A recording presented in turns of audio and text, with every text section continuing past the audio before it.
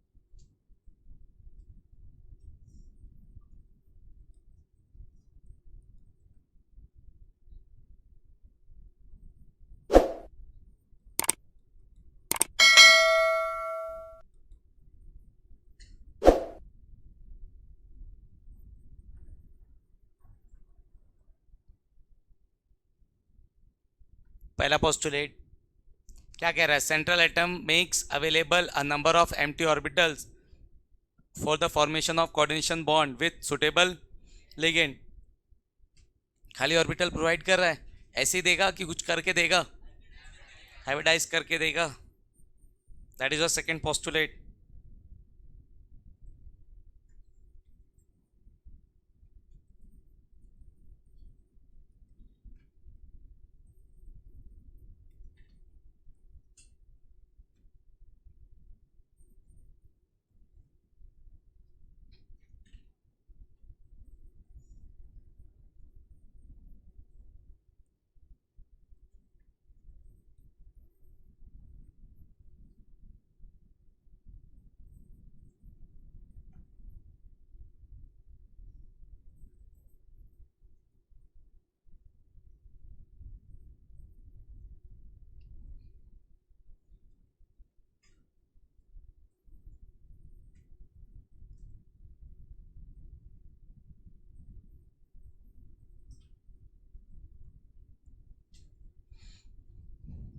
तो central metal orbital तो provide करेगा, पर ऑर्बिटल्स को क्या करके देगा?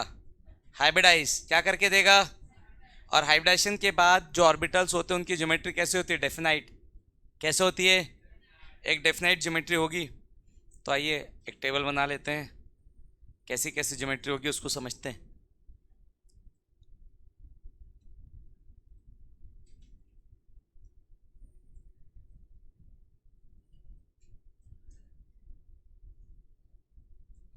लिख लिया ऊपर का? पहला पॉइंट हो गया ना भाई? ठीक, सेकंड पॉइंट लिखिए।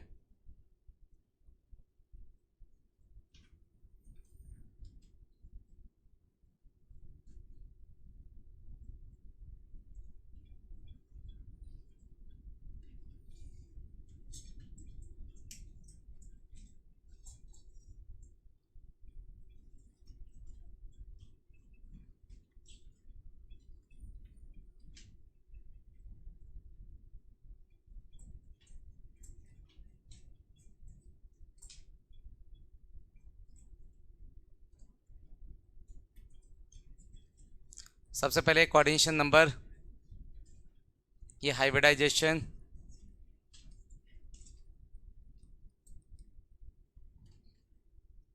ये आपका ज्योमेट्री, और ये डी ऑर्बिटल।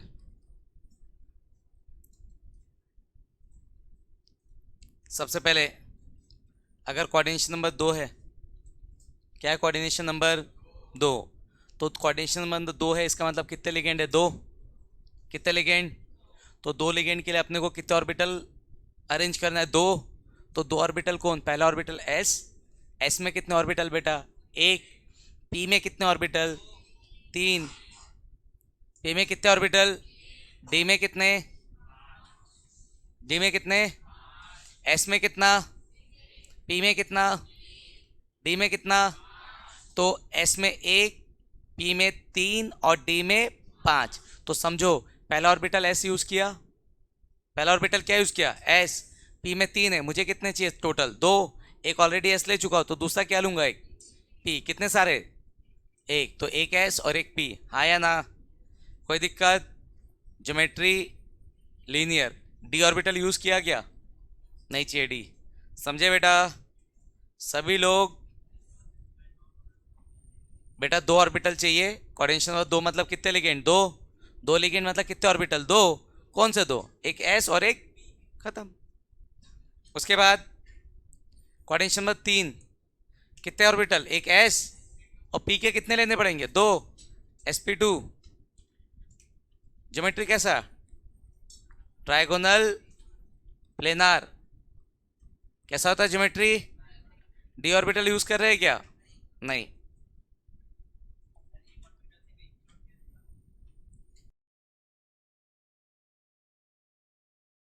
एक ऑर्बिटल में कितने इलेक्ट्रॉन होते हैं? 2। 2 मतलब कितने लोन पेयर? एक लिगेंड। अभी सिर्फ मोनोडेंटेट की बात चल रही है, अपन लिगेंड की बात कर ही नहीं रहे। अपन लिगेंड की बात नहीं करें, कोऑर्डिनेशन नंबर की बात करें। कोऑर्डिनेशन नंबर मतलब number of lone pair. Upon ligand की बात नहीं करें, किसकी बात करें? Coordination number. अब कितना लिगेंड क्या है उससे मतलब नहीं, मुझे किससे मतलब है?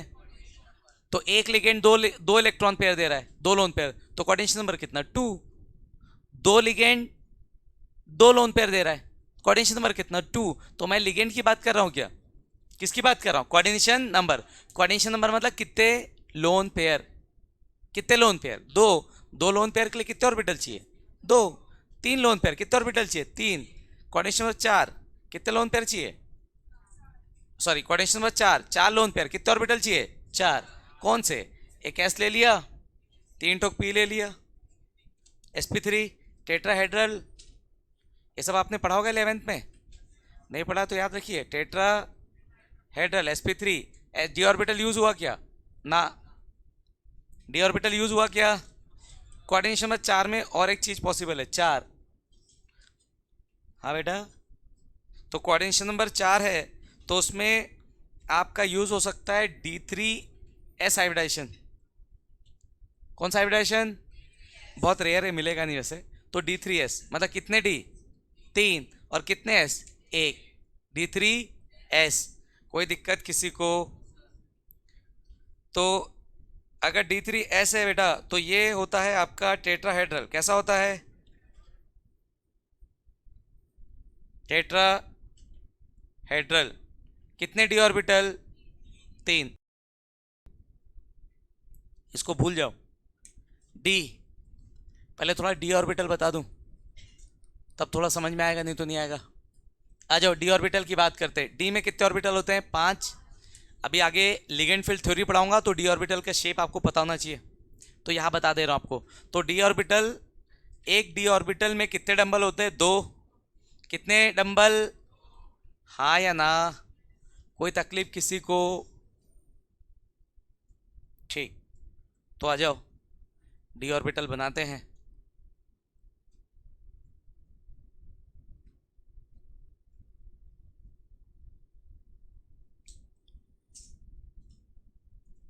तो डी में टोटल कितने ऑर्बिटल होते हैं? 5। यस और नो? आ जाओ देखते हैं। तो सबसे पहला डी ऑर्बिटल की बात करते हैं। तो डी ऑर्बिटल मतलब डंबल, हाँ या ना? तो इस डी ऑर्बिटल का नाम हमने रखा है DXY, मतलब एक्स और वाई दो एक्सिस, तो DXY। और दोनों डंबल एक्स और वाई के बीच में। कहाँ पे बेटा? अगले ऑर्बिटल का नाम है DYZ, मतलब एक एक्सिस को वाई ले लिया, एक को जेड। एक्सिस चेंज कर दे रहा हूँ ना। क्या चेंज हो रहा है? एक्सिस। एक्सिस चेंज हो रहा है इसलिए चीज़ें एक जैसे दिख रही है। पहले ये एक्स था, ये वाई था, अब इसको क्या ले लिया? वाई। इसको क्या ले लिया? जेड। अगर एक्सिस फिक्स रखूँ तो डायग्राम चेंज होगा। पर 3D की बात हो रही है, मेरा बोर्ड कैसा? 2D। तो 3D को 2D में बनाना पॉसिबल, इसलिए एक्सिस को चेंज कर ले रहा हूँ। किसको चेंज कर ले रहा हूँ? कोई तकलीफ किसी को? अब DYZ का मतलब क्या? दो डंबल किसके बीच में? वाई और जेड के बीच में। कोई तकलीफ?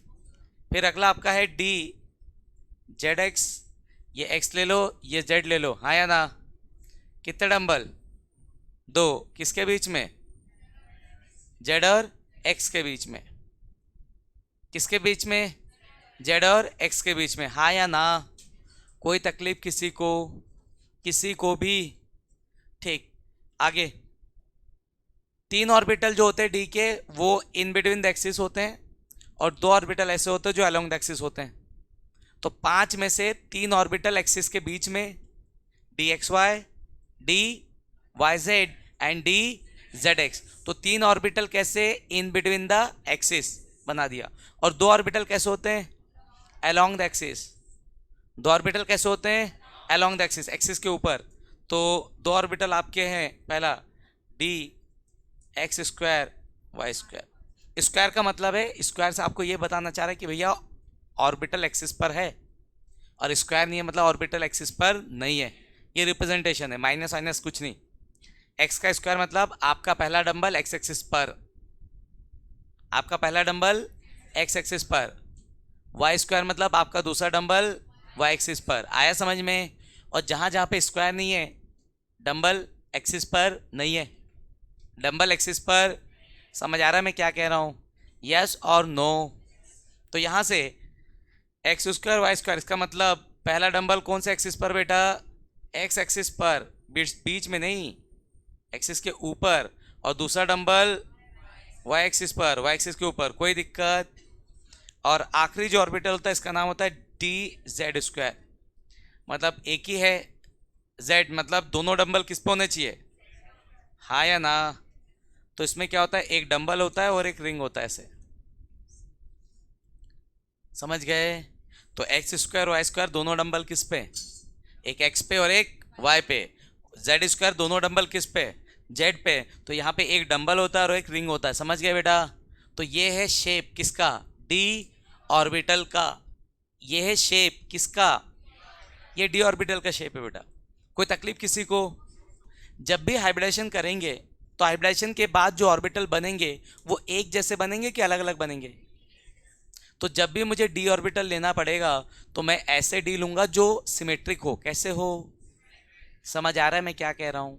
यस और नो? अब एक बात बताओ, आपका पी ऑर्बिटल, कौन सा ऑर्बिटल? पी का कोई सा भी ऑर्बिटल पी एक्स ले लेते हैं, तो ये एक्स और ये वाई, तो पी एक्स मतलब एक ही डबल ना पी ऑर्बिटल, वो भी एक्सिस के ऊपर, ये पी एक्स है। अब पी वाई लिखूंगा तो वाई एक्सिस पर होगा, पी जेड लिखूंगा तो जेड एक्सिस। पी ऑर्बिटल को एक डंबल से बनाते हैं और डी ऑर्बिटल को दो डंबल से बनाते हैं, हाँ या ना? अब एक बात बताओ, मैं एस ले लिया, एक पी ले लिया, और मुझे एक डी लेना है मान लो, तो पांचों में से कौन सा डी पी से मिलता जुलता है, सिमेट्रिक है थोड़ा सा? जेड स्क्वायर एक ही डंबल, बाकी सब में कितने डंबल? दो, हाँ या ना? अगर दो डी ऑर्बिटल लेने हैं, तो मेरा P orbital along the axis है, कैसा है? तो मैं क्या लेना चाहूंगा, दो टोक डी जो कि कैसे हो, अलोंग द एक्सिस।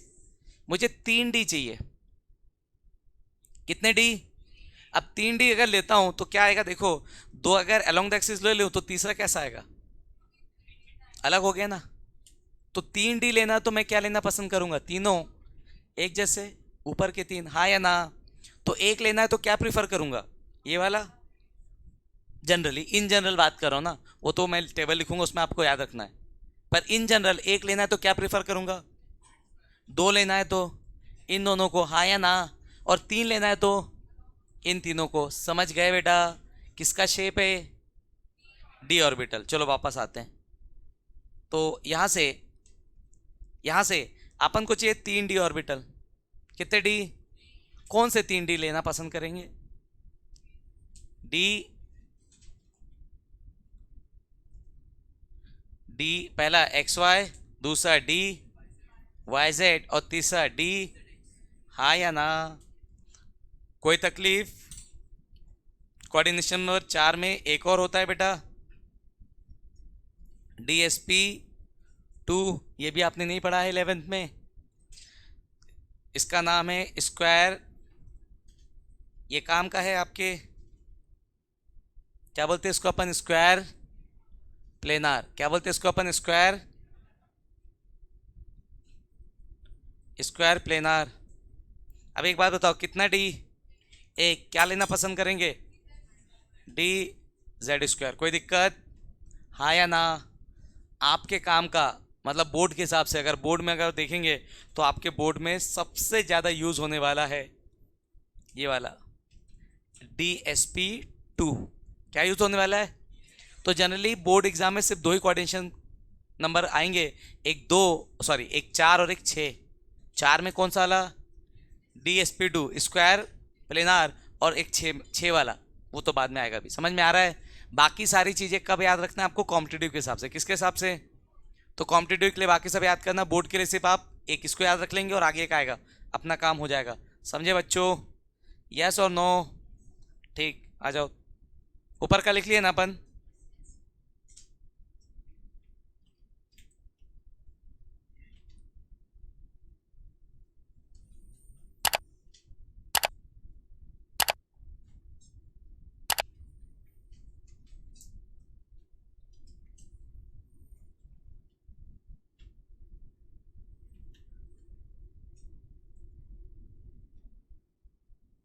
तो ये 4 वाला खत्म,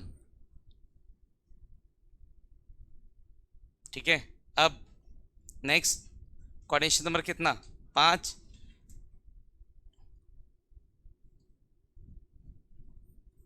कोऑर्डिनेशन नंबर कितना, 5। कोई दिक्कत इसमें? ठीक, कोऑर्डिनेशन 5 में आपका आएगा एस पी 3D, ये आप 11 में पढ़ चुके हो। इसका नाम है ट्राइगोनल बाय पिरामिडल। क्या इसका नाम, ट्राइगोनल बाय पिरामिडल। कोई दिक्कत किसी को, यस और नो? तो ट्राइगोनल बाय पिरामिडल, और इसमें आपका जो डी यूज होगा वो डी जेड स्क्वायर होगा। कौन सा यूज होगा?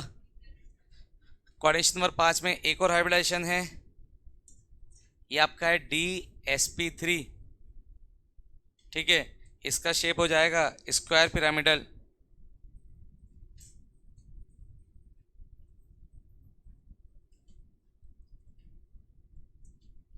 और इसमें हम यूज करते हैं D X square Y square. Coordination number 5 में यही दो, हमारे काम का है नहीं, हमारे काम का है कोऑर्डिनेशन नंबर 6। कौन है हमारे काम का? आइए कोऑर्डिनेशन नंबर 6 देखते हैं। कोऑर्डिनेशन नंबर 6 में दो केसेस, दोनों काम के sp3d2 एंड d2 sp3, मतलब d एक बार सामने d एक बार पीछे, ऐसे चल रहा है ना। sp3d2, d2 बाद में और इसमें d2 सामने। ज्योमेट्री को कोई फर्क नहीं पड़ेगा, ऑक्टाहेड्रल होगा। कैसा होगा ज्योमेट्री? इसमें भी ऑक्टाहेड्रल, ठीक है। ज्योमेट्री कैसा हो गया दोनों में? ऑक्टाहेड्रल। कोई दिक्कत किसी को? ठीक। यहाँ पर आपका डी ऑर्बिटल जो यूज होगा, दो ऑर्बिटल चाहिए तो क्या होगा? D X square Y square and D, यहाँ पर भी D X square Y square and D Z square. ये आपका हाइब्रिडाइजेशन, ये आपका समझ आ रहा है क्या बोल रहा हूँ मैं? तो वीवीटी का पहला पोस्टुलेट, सेंट्रल एटम खाली ऑर्बिटल अवेलेबल कराएगा, किसके लिए? लिगेंड के लिए। किसके लिए? दूसरा, जो खाली ऑर्बिटल वो प्रोवाइड करेगा उसको क्या करेगा? हाइब्रिडाइज। हाइब्रिडाइज करने के बाद जो ज्योमेट्री आएगी, ये मैंने लिख दिया है। अगर DsP2 हाइब्रिडाइजेशन होगा तो ज्योमेट्री कैसा होगा? Square planar. आगे यही सबसे ज़्यादा काम आएगा। और अगर कोऑर्डिनेशन नंबर 6 है, क्या है बेटा आपका कोऑर्डिनेशन नंबर 6? ये भी काम का है, ये भी काम का है। कोऑर्डिनेशन नंबर 6 होगा तो आपका हाइब्रिडाइजेशन हो सकता है sp3d2 या हो सकता है d2sp3। दोनों में आपका ज्योमेट्री क्या होगा? ऑक्टाहेड्रल। कोई दिक्कत? क्या होता है square planar, sorry square bipyramidal, yes और नो? एक सॉरी स्क्वायर प्लेनार की बात करें, क्या होता है स्क्वायर प्लेनार और क्या होता है ऑक्टाहेड्रल, ये अपन दोनों आगे देखेंगे। क्या होता है स्क्वायर प्लेनार और क्या होता है स्क्वायर ऑक्टाहेड्रल, क्या होता है ऑक्टाहेड्रल और क्या होता है स्क्वायर प्लेनार, ये अपन आगे देखेंगे। समझ में आ रहा है मैं क्या कह रहा हूँ? तो फिलहाल सबसे ज़्यादा जितने भी हाइब्रिडाइजेशन है, सबसे ज़्यादा इंपॉर्टेंट कौन? एक कोऑर्डिनेशन नंबर 4 में DsP2 और कोऑर्डिनेशन नंबर 6 में sp3d2 एंड d2sp3। कोई दिक्कत किसी को? ये हो गए दो पोस्टुलेट। तीसरा लिखेंगे आगे। लिख लिया क्या? मिटा दूं? डन, आ जाओ। कौन सा पोस्टुलेट? तीसरा। कौन सा पोस्टुलेट? थर्ड। लिखिए third postulate. The d orbital used, the d orbital used may be inner d orbital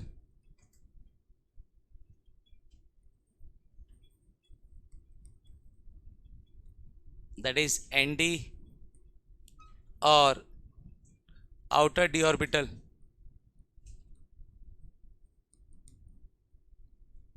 that is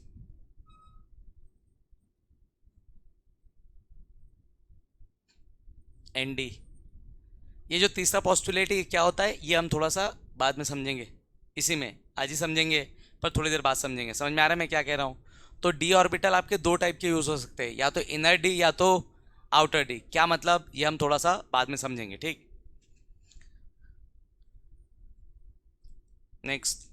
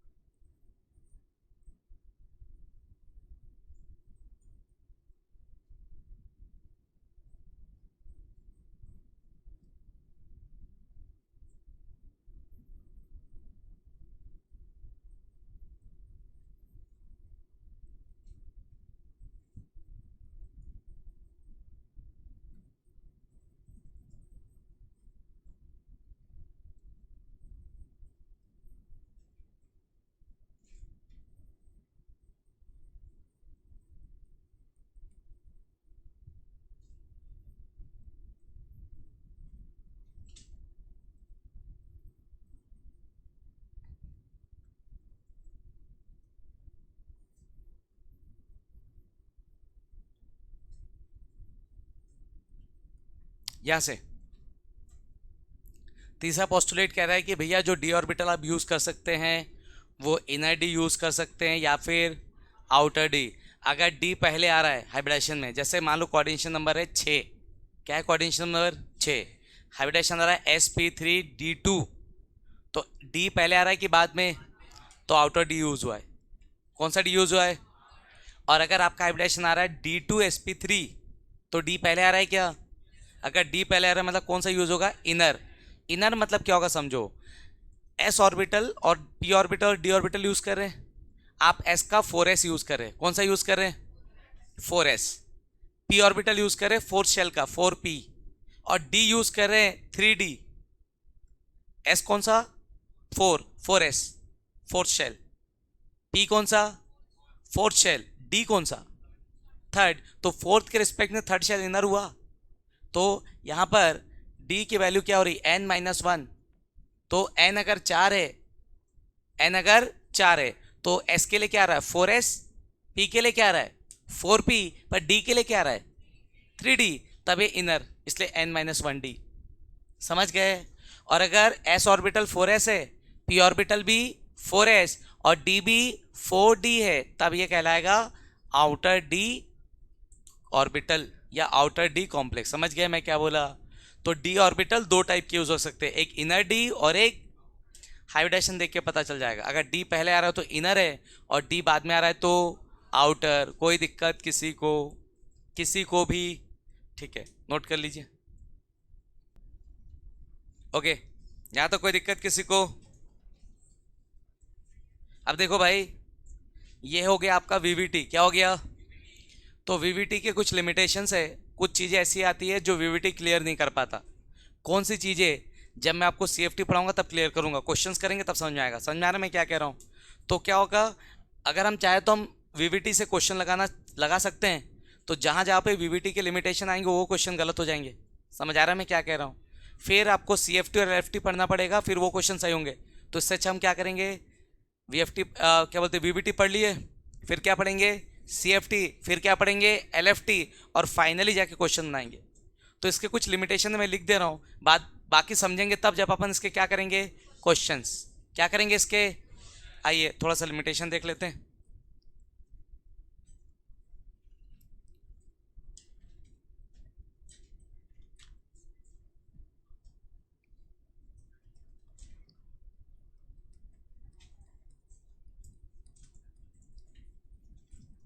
so limitations of VVT.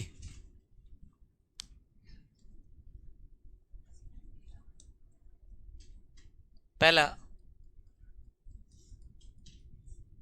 it involves number of assumption। मतलब आपके वीवीटी में बहुत सारे assumption है, तो पहला लिमिटेशन सब मान के बैठे हैं, तुक्का। assumption मतलब क्या? तुक्का लगाना, प्रेडिक्ट कि ऐसा ऐसा होता है, प्रैक्टिकल कुछ भी नहीं आया समझ में। तो पहला लिमिटेशन है कि आपके वीवीटी में बहुत सारे क्या है, assumption। यस और नो? दूसरा, it does not explain magnetic properties. कहीं पर भी वीवीटी में मैग्नेटिक प्रॉपर्टी का जिक्र है क्या?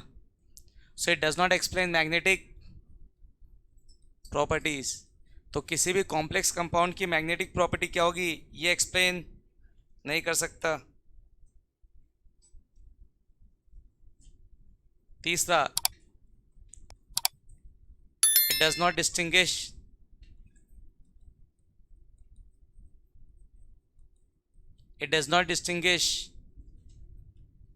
between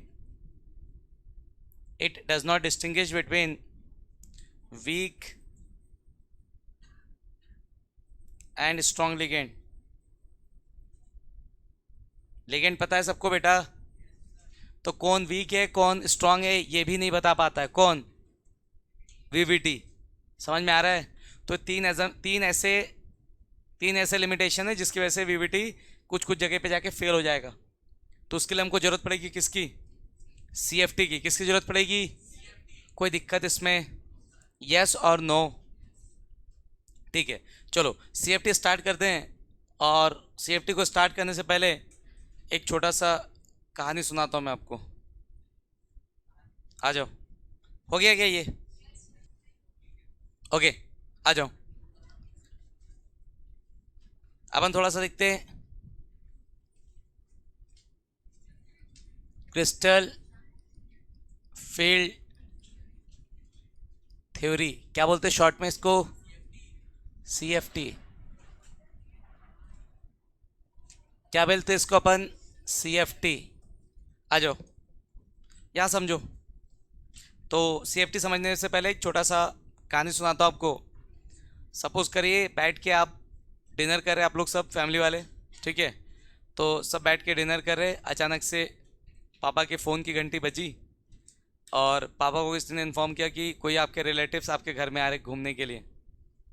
फिर कैसा होगा आपका रिएक्शन? तो मतलब अपन सोच में पड़ गए कि रिलेटिव आ रहे तो कौन आएंगे। अब टेंशन ये है कि देखो रिलेटिव आएंगे तो पापा को कोई टेंशन नहीं ना, क्योंकि पापा का कमरा फिक्स है, कोई भी आ जाए पापा उधर ही सोने के। यस और नो? प्रॉब्लम आपको पता चला रिलेटिव आ गए, आपको अपने कमरे से निकाल के पहले हॉल में फेंका गया, फिर हॉल में जगह नहीं हो तो पता चला घर के बाहर रहे, चल जा तू, तेरी ज़रूरत नहीं है अभी। यस और नो? तो प्रॉब्लम क्या होती है? सबसे ज़्यादा दिक्कत होती है बच्चों को जब भी कोई रिलेटिव आए। क्यों? क्योंकि अब लड़के हैं मान लो, ठीक है, बॉयज़ है, जो रिलेटिव्स आए वो बॉयज़ आ गए तो चलो बेटा तुम इसके साथ शेयर हो जाओ, अपने कमरे में इसको रख लो। गर्ल्स आ गई तो गर्ल्स है घर में, बेटा ये लो इसको रख लो अपने साथ। पहली चीज़ तो ये कि अपना रूम शेयर हो गया। दूसरी प्रॉब्लम, अगर पता चला कि जो रिलेटिव्स है उसमें लड़की आ रही है तो सबसे पहले लड़कियां अपने सारे मेकअप का सामान छुपा दो, जो अच्छे अच्छे ड्रेस है छुपा दो। यस और नो? समझ आ रहा है कि नहीं? लड़के लोग को उतना कुछ नहीं, लड़कों के पास होता भी कुछ नहीं है बेचारों के पास, ठीक है, क्या ही छुपाएंगे। बट ये है कि हाँ ठीक है अपनी प्राइवेसी चली जाएगी, तो वो भी थोड़ा सा चिढ़ते हैं कि हाँ कोई आएगा फालतू परेशान करेगा, मेरे मोबाइल में ताका झाकी करता रहेगा, मैं किससे बात कर रहा हूँ, क्या कर रहा हूँ, ये सब चीज़ें। तो ऑल ऑफ सडन जैसे फ़ोन बजा, पापा ने आपको गुड न्यूज़ दिया, आपके लिए तो गुड न्यूज़ नहीं था, क्या हो गया वो आपके लिए? Bad news. अब जैसे ही पता चला, मान लो घर में बच्चे जो है वो लड़के भी हो लड़कियां भी हैं, तो जैसे ही पता चला रिलेटिव आ रहे हैं तो सब प्लान बना रहे हैं। सुनो, आते साथ ही ऐसा ऐसा करेंगे कि 2 दिन में भाग जाए। यस और नो? तो नाउ नाउ वो लोग प्लानिंग करे, अपन क्या करें, ये कहाँ छुपा दूँ मैं, इसको क्या करूँ, तो आपस में प्लान करे भाई इसको इधर रखते, इसको ये करते हैं, ठीक है। अच्छी जो अपनी काम की चीज़ छुपा देते, नहीं तो यूज़ करेंगे, तोड़ फोड़ के चले जाएंगे। यस और नो? तो ये सारी चीज़ें चल रही है। परेशान कौन? सारे बच्चे। फ़र्क किसको नहीं पड़ रहा है? पापा को कोई फ़र्क नहीं है ना, क्योंकि मेरे कमरे में कोई कैप्चर करने वाला है नहीं, मैं अपने कमरे में सोऊंगा और बाकी तो बच्चे लोग देख लेंगे अपना, जिधर जिसको सोना है देख लेंगे अपन। समझ में आ रहा है? अब अचानक से क्या हुआ, अब जब तक रिलेटिव आए नहीं, सिर्फ पता चला कि रिलेटिव आ रहे, ये थोड़ी पता चला कितने लोग आ रहे, कौन आ रहा है, क्या आ रहा है, बस ये पता चला कि ये रिलेटिव्स आ रहे हैं, उनके घर में बच्चे, वो लोग भी आएंगे। अब प्लानिंग कौन कर रहे?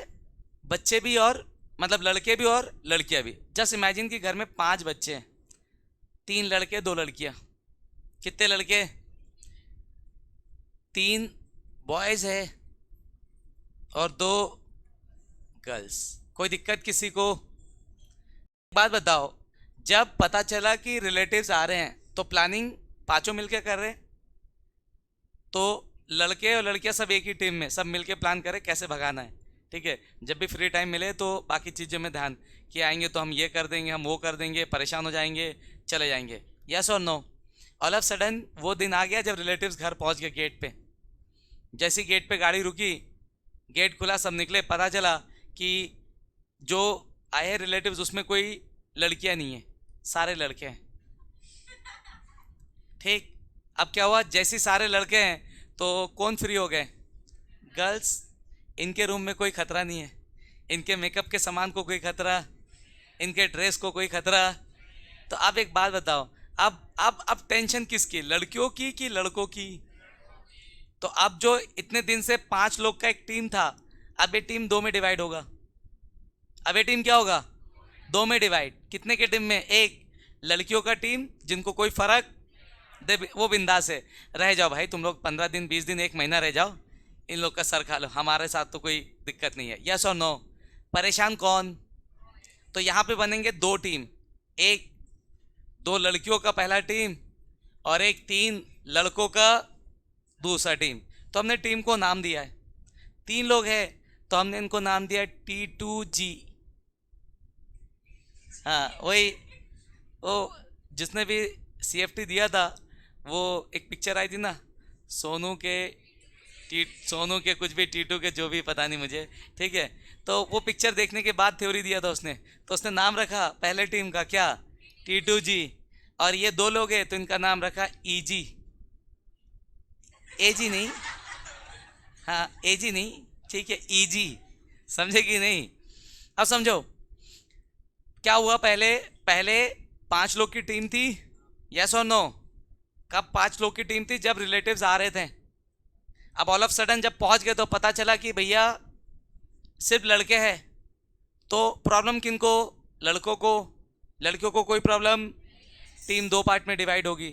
और अगर सिर्फ लड़की आई है, तब भी लड़की आई है सब, तो प्रॉब्लम किनको नहीं है, बॉयज़ को, क्योंकि उनके कमरे में कोई छेड़खानी करने नहीं आ रहा है। अब वो लोग बोलते भैया तुम्हारा हेडेक है, तुम देखो, तुम अपना मेकअप का सामान किधर छुपा रहे हो, हमको कोई मतलब नहीं है ना, तुम्हारे कपड़े में हमको मतलब नहीं है, देख लो तुम लोग। तो यहाँ पर भी दोनों केस में, चाहे सिर्फ लड़के आए चाहे सिर्फ लड़के आए, दोनों केस में 5 का जो टीम था वो ब्रेक होगा 2 में। कैसे, बॉयज़ का टीम अलग, गर्ल्स का टीम अलग। तो बॉयज़ के टीम में 3 लोग तो T2G, और गर्ल्स के टीम में 2 लोग तो उनका नाम क्या रखा हमने, EG। कोई दिक्कत इसमें, हाँ या ना, क्लियर है यहाँ तक। अब सेम चीजें समझो, सेंट्रल मेटल, कौन सा metal, central metal. Central metal के D ऑर्बिटल, D में कितने ऑर्बिटल, 5। सेंट्रल मेटल के D में कितने ऑर्बिटल, हाँ या ना, ऑर्बिटल में इलेक्ट्रॉन से मान लो। अब सेंट्रल मेटल को अप्रोच कर रहा है लिगेंड, कौन अप्रोच कर रहा है, कोई दिक्कत इसमें। तो जैसे लिगेंड अप्रोच करेगा तो लिगेंड के पास इलेक्ट्रॉन है, यस, सेंट्रल मेटल के पास इलेक्ट्रॉन है। तो सेम चार्जेस एक दूसरे को क्या करेंगे, रिपेल, क्या करेंगे, आ रहा है समझ में। तो जब सेंट्रल मेटल के तरफ लिगेंड अप्रोच करेगा बॉन्ड बनाने के लिए, तो सेंट्रल मेटल के D ऑर्बिटल के इलेक्ट्रॉन्स क्या होंगे, रिपेल, क्या होंगे, आया समझ में। अब D में होते हैं कितने ऑर्बिटल बेटा, 5। D में होते हैं कितने ऑर्बिटल, 5। D में 5 जो ऑर्बिटल है उसमें से जो आपके 3 ठोक D ऑर्बिटल है वो कैसे है, इन बिटवीन द एक्सिस, कैसे है, और जो 2 ऑर्बिटल है वो कैसे है, अलोंग द एक्सिस। समझ में आ रहा है क्या कह रहा हूं, हाँ या ना।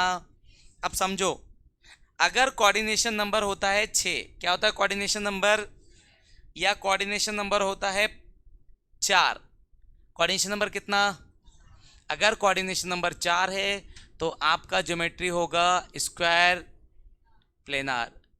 कैसा होगा ज्योमेट्री बेटा, स्क्वायर प्लेनार, इसको बोलते हैं स्क्वायर प्लेनार। क्या बोलते हैं इसको, या कोऑर्डिनेशन नंबर 4 है तो आपका ज्योमेट्री हो सकता है टेट्राहेड्रल। क्या हो सकता है आपका ज्योमेट्री, टेट्राहेड्रल। कोई दिक्कत किसी को, अभी मैंने आपको VVT में समझाया ना बेटा, ये टेट्राहेड्रल में अगर देखेंगे तो बॉन्ड एंगल होगा 109 डिग्री 28 मिनट, यहाँ पे तो 90 होगा, कितना होगा, ओके, कोई दिक्कत। तो कोऑर्डिनेशन नंबर 4 के लिए आपका crystal field theory CFT valid है सिर्फ टेट्राहेड्रल ज्योमेट्री के लिए, किसके लिए बेटा, इसके लिए वैलिड नहीं है, कोई दिक्कत। तो कोऑर्डिनेशन नंबर 4 में सिर्फ और सिर्फ आपका जो क्रिस्टल फील्ड थ्योरी हो किसके लिए वैलिड है, टेट्राहेड्रल।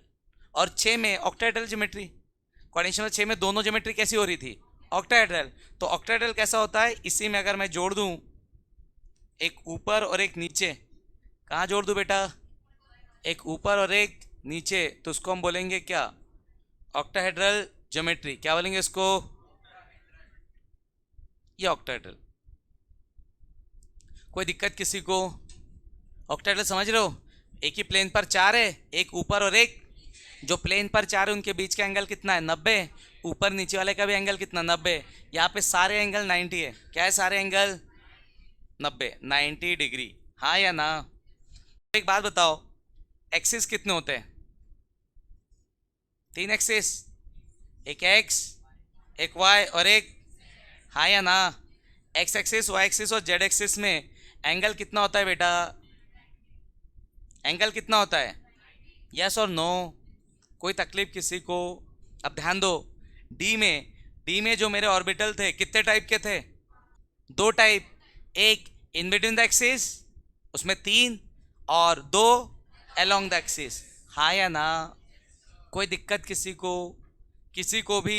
अब समझो, घर में जब पापा का फोन बजा कि हम लोग आ रहे हैं, ठीक है, हम लोग घूमने के लिए आ रहे हैं, तो पापा को नहीं पता कितने लोग आएंगे क्या आएंगे, और कोई इतना पूछता भी नहीं ना, क्योंकि ज़्यादा पूछ दिए कितने लोग आओगे, कितने दिन रहोगे, क्यों रहोगे इतने दिन, तो आए नहीं। यह स्वाभाविक सी बात है, समझ में आ रहा है कि नहीं? तो अगर हमने पूछ लिया कब तक रहोगे, कितने लोग आ रहे हो, कितने दिन रहोगे, ये सारी चीज़ें पूछ ले तो सामने वाला समझ जाता है कि भैया नहीं चाह रहा सामने वाला कि जाए। यस और नो? तो तो पेरेंट्स है, रिलेटिव है, तो पेरेंट्स चाहते कि चलो ठीक है आ जाए, बच्चे नहीं चाहते, क्योंकि प्रॉब्लम किसको होना है?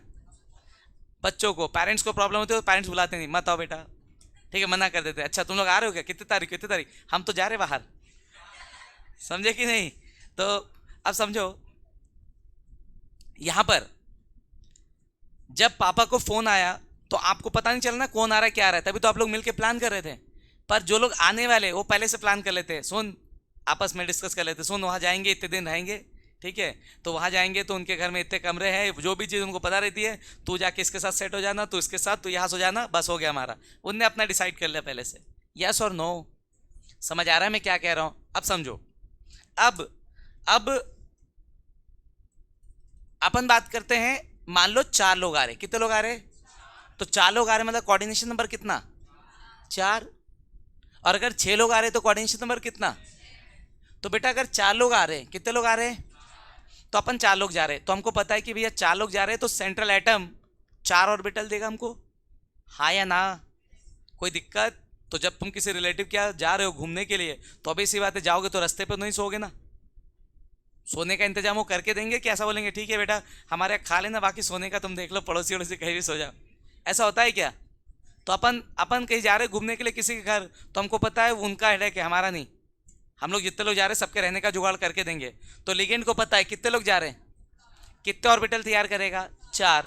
वो भी क्या, जब रिलेटिव तुम्हारे घर आने वाले हैं, मान लो तुम्हारे घर में बहुत सारे कमरे हैं, ठीक है, बड़ा सा घर है, बहुत सारे कमरे, उसमें 4 लोग आ रहे हैं, तो तुमने देखा कि 4 लोग आ रहे हैं, तुम लोग 3 लोग हो, 3 कमरे में रहते हो, बाकी कमरे में कोई सफाई वफाई कुछ नहीं, कौन जाए? 20 तो कमरे। तो अब ऐसा है कि ठीक है, पापा बोलते सुनो वो लोग आएंगे, जितने भी आएंगे, 4 आए, 6 आए, 10 आए, क्या मतलब है? आगे घर में रिलेटिव बोल रहे सुनो 4 लोग हो, उधर जाओ 4 कमरे खोल लो, सफाई वफाई करके साफ वाफ करके रह जाओ, ऐसा होगा क्या? कौन करेगा ये सब काम? घर वाले ना, कि रिलेटिव आके हाँ ठीक है चाबी लिए, ताला खोले, देख रहे कि सालों से खुला नहीं है, झाड़ू वाड़ू करके पूरा साफ वाफ करके फिर रह रहे, ऐसा होता है क्या? ये सब काम किसका? आपका, हाँ या ना? तो ये 4 लोग आ रहे, ये बेफिक्र है, इनको पता है जितने दिन के लिए मजे करना, कोई काम नाम कुछ करना है नहीं, तभी तो घूमने जाते रिलेटिव क्या, काहे जाते रिलेटिव क्या घूमने के लिए? मजे करने, क्यों घर में काम कर करके परेशान हो गए, कुछ दिन रिलेटिव के आ जाएंगे तो काम करना। हाँ तो ठीक, 4 लोग आ रहे हैं, अब 4 लोग आ रहे हैं तो उसको पता है सेंट्रल एटम कितने ऑर्बिटल देगा? 4। वो भी कैसे, ऐसे ही उठा के देगा कि हाइब्रिडाइज करके देगा? तो 4 ऑर्बिटल को जब हाइब्रिडाइज करोगे तो ज्योमेट्री क्या आएगी बेटा? टेट्राहेड्रल। क्या आएगी ज्योमेट्री? हाँ या ना?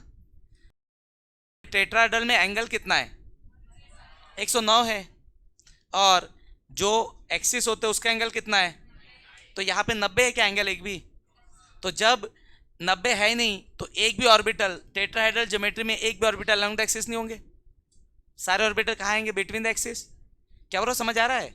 3 एक्सिस में एंगल कितना? 90। और तुम्हारा ज्योमेट्री कैसा है? टेट्राहेड्रल।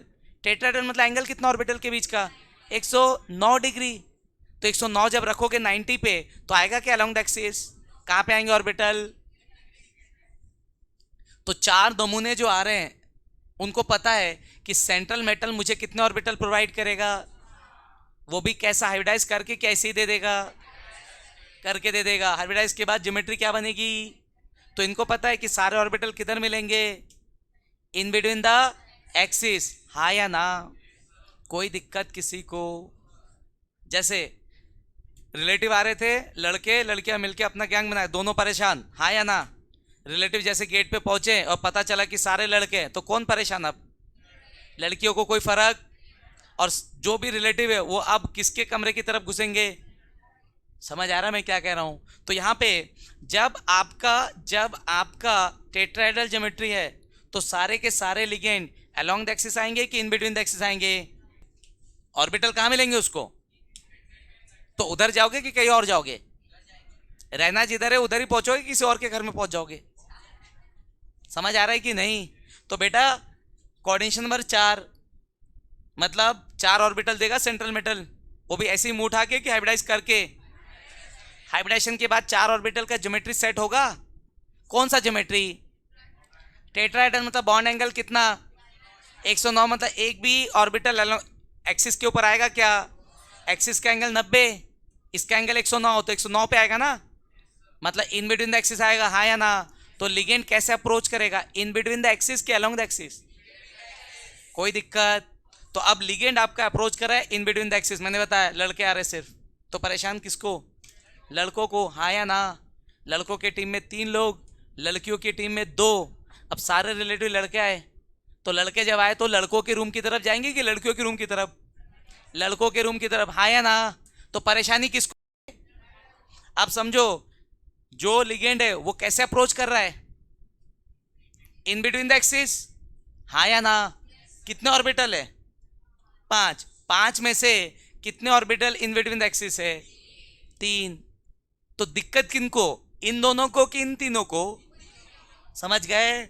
तो अब आपका जो डी ऑर्बिटल है, जो 5 था वो टूट जाएगा 2 में। जो 5 ऑर्बिटल था डी जनरेटेड था, सबका एनर्जी सेम था, सब इक्वल थे। अब क्या हो जाएंगे वो? 2 सेट में डिवाइड, एक 3 का सेट और एक, समझ गए? तो जब आपका लिगेंड अप्रोच करेगा सेंट्रल मेटल को, तो सेंट्रल मेटल का डी ऑर्बिटल 2 सेट में डिवाइड होगा हमेशा। किस में डिवाइड होगा?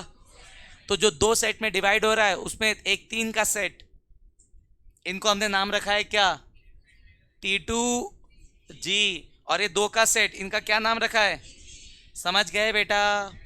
हाँ या ना? तो जब भी आपका लिगेंड सेंट्रल मेटल को अप्रोच करेगा, किसको अप्रोच करेगा? तो आपके सेंट्रल मेटल का डी ऑर्बिटल 2 सेट में डिवाइड होगा, एक 3 ऑर्बिटल का सेट T2G और एक 2 ऑर्बिटल का सेट EG। इसको बोलते हैं क्रिस्टल फील्ड स्प्लिटिंग। क्या बोलते हैं इसको? बात बताओ, क्या दोनों का रिपल्शन सेम है? कौन ज्यादा रिपेल होगा? या तो ये या तो ये। अगर इन बिटवीन द एक्सिस आएंगे तो ये, और अलोंग द एक्सिस आएंगे तो ये, तो एनर्जी दोनों का सेम रहेगा कि अलग रहेगा? तो जब ब्रेक होंगे 2 सेट में तो उनके बीच में जो एनर्जी का डिफरेंस होगा, उस एनर्जी के डिफरेंस को हम बोलते हैं क्रिस्टल फील्ड स्प्लिटिंग एनर्जी। क्या बोलते हैं उसको? Crystal field splitting energy. समझ गए? तो जब भी आपका लिगेंड अप्रोच करेगा डी सेंट्रल मेटल को, तो सेंट्रल मेटल का ऑर्बिटल कितने पार्ट में डिवाइड होगा? एक T2G और एक, इस स्प्लिटिंग को हमने क्या नाम दिया? Crystal field splitting. और दोनों के बीच में जो एनर्जी का गैप होगा उसको क्या नाम दिया? Crystal field splitting energy. हाँ या ना? अब इधर अगर मेरा कोऑर्डिनेशन नंबर 4 है तो लिगेंड कैसे अप्रोच करेगा? In between the axis. किसको परेशान करेगा? T2G। किसकी एनर्जी ज्यादा? T2G की एनर्जी ज्यादा, किसकी कम? समझ गए? कोऑर्डिनेशन नंबर 4 कौन सी ज्योमेट्री? टेट्राहेड्रल। टेट्राहेड्रल ज्योमेट्री में लिगेंड कैसे अप्रोच करेगा? In between the axis. किसको परेशान करेगा? इसकी एनर्जी क्या होगी? किसको परेशान नहीं करेगा? उसकी एनर्जी कम, कोई तकलीफ? दूसरा, अगर मेरा ज्योमेट्री ऑक्टाहेड्रल है, कैसा है ज्योमेट्री? ऑक्टाहेड्रल। एंगल कितना है बेटा ऑक्टाहेड्रल में? सारे 90। तो सारे के सारे ऑर्बिटल कहां पर आएंगे? Along the axis. अब अपन 6 लोग जा रहे हैं, कितने लोग जा रहे हैं? तो अपन जब 6 लोग जा रहे हैं तो हमको पता है 6 ऑर्बिटल मिलने वाला है, वो भी हाइब्रिडाइज्ड ऑर्बिटल। और जब 6 ऑर्बिटल हाइब्रिडाइज होंगे तो ज्योमेट्री क्या बनेगा? ऑक्टाहेड्रल कैसा बनेगा ज्योमेट्री? तो सारे के सारे ऑर्बिटल किधर होंगे? इन बिटवीन द एक्सिस कि अलोंग द एक्सिस? तो अपने को क्या जाना है, अलोंग द एक्सिस कि इन बिटवीन द एक्सिस? हाँ या ना? अपने को पता है हमको इस रिलेटिव क्या जाना, हमारे 10 रिलेटिव है, समझ में आ रहा है? तो हमने डिसाइड किया रायपुर में जो रिलेटिव उनके यहाँ घूमने जा रहे हैं, तो अपन रायपुर का रोड पकड़ेंगे कि बिलासपुर का रोड पकड़ेंगे? समझ गए बेटा? हाँ या ना? तो अगर अगर कोऑर्डिनेशन नंबर 6 है ऑक्टाहेड्रल ज्योमेट्री, मतलब कैसे आने का? Along the axis. जब अलोंग द एक्सिस आओगे तो कौन से ऑर्बिटल को तकलीफ होगी? अलोंग द एक्सिस के ऑर्बिटल कितने? 2। तो ऑक्टाहेड्रल ज्योमेट्री में आपका लिगेंड कैसे अप्रोच करेगा? Along the axis. किसको परेशान करेगा? तो किसकी एनर्जी ज्यादा? ईजी की। किसकी एनर्जी कम? ये है आपका क्रिस्टल फील्ड थ्योरी। ये है आपका क्रिस्टल फील्ड थ्योरी। समझ गए? क्लियर? सेंट्रल मेटल के जो डी ऑर्बिटल होते हैं वो 2 पार्ट में डिवाइड होंगे, किसकी? रिपल्शन की वजह से, लिगेंड। आया समझ में? 2 सेट में डिवाइड होंगे, उनका नाम रखा है हमने, एक 3 का सेट T2G और एक 2 का सेट, क्या नाम? अगर जो स्प्लिटिंग होगी डी ऑर्बिटल दो सेट में जो डिवाइड होंगे, उस स्प्लिटिंग को हमने क्या नाम दिया है? Crystal field splitting. उनके बीच के एनर्जी के गैप को हमने क्या नाम दिया? Crystal field splitting energy. कोई दिक्कत? अगर टेट्राहेड्रल ज्योमेट्री है तो लिगेंड कैसे अप्रोच करेगा? In between the axis. किसको परेशान करेगा? T2G को। तो किसकी एनर्जी ज्यादा? T2G की। किसकी एनर्जी कम? Eg। ठीक। अगर मेरा ज्योमेट्री ऑक्टाहेड्रल है तो लिगेंड कैसे अप्रोच करेगा? Along the axis. Along the axis में किसको परेशान करेगा? तो Eg की एनर्जी क्या होगी और T2 की एनर्जी? कोई दिक्कत? समझ गए? तो ये है आपका CFT। क्या है आपका? नेक्स्ट क्लास आओगे तो इसका जो थ्योरी हो मैं लिखवा दूंगा, बाकी नेक्स्ट क्लास तक याद रहेगा ना? ठीक, ओके, चलिए आज के लिए इतना।